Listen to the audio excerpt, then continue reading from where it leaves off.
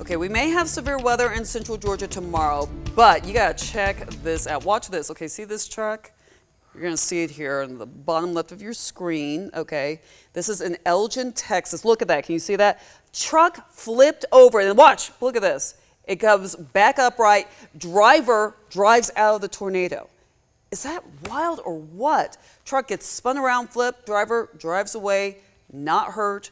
Cleanup underway as severe storms and tornadoes rip through Texas and Oklahoma, and those storms now head to other parts of the South, including here tomorrow. Yes, it does. Thankfully, though, those storms seem to be weakening as they come through. That is very good but news. That's very scary to be in a tornado and just flip and you're just times. flipping, and then my goodness, I mean, he got very lucky to be that's landing some divine right. intervention. Right, exactly. Oh and my hopefully gosh. we'll get that tomorrow because Wow. we definitely don't want any of those storms that roll through. But like I said, we're definitely not in the risk they were in. Places like Texas, Oklahoma, Louisiana, and parts of Mississippi and Alabama were all in a level 3 and 4 risk for severe weather. Thankfully, here in central Georgia, we're only in a level 2. Doesn't mean we're out of the clear, but definitely doesn't mean we're going to see long-track, long-lived tornadoes. So thankfully, our threat is not as bad. Right now in Perry, it is breezy as that front starts to make its name known in central Georgia. Right now in Perry, 67 degrees. Those winds coming out of the southeast, which is keeping us warm for tonight.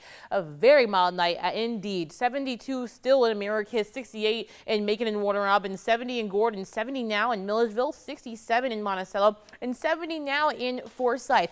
Tonight, we really won't drop as far. We're going to drop into the mid-60s, but storms will be rolling in early as we head into Wednesday morning, and that will continue for Wednesday mid-morning through the afternoon. Our average high is around 72 degrees. We're going to be a little bit above that in the mid-70s. That might provide some fuel for these storms, and we are in a severe risk for some weather. While winds will be about 10 to 15 miles an hour, it will be very, very gusty as that front starts to make its way known. We could see wind gusts up to 25 miles an hour, maybe even more as we head into Wednesday morning. Now, we are still in that severe risk like I talked about earlier, not a level 3 or level 4, none of that, just staying in this level 2 risk, but that's for everybody across central Georgia. Our biggest threats are going to be damaging winds, small hail, brief tornadoes, definitely some heavy rain. We could see the potential maybe for some very isolated flash flooding or some river flooding, but otherwise, heavy rain, damaging winds, the biggest threat, but can't rule out the other few threats. Right now, I want to turn your attention to live radar. You can kind of see this front and all this rain starting to get crossing through Carrollton into the Alabama-Georgia borderline. But right now in central Georgia, some showers there in Butler. So Macon and Taylor counties, you're seeing some rain this late tonight into early morning. And no worries about that for right now. No severe weather for these, just some rain showers. But that's all ahead of this bigger system that still has a tornado warning there in parts of Alabama down into Mississippi. Right now, just lightning, no tornado warnings, which is really, really good news for places in Alabama.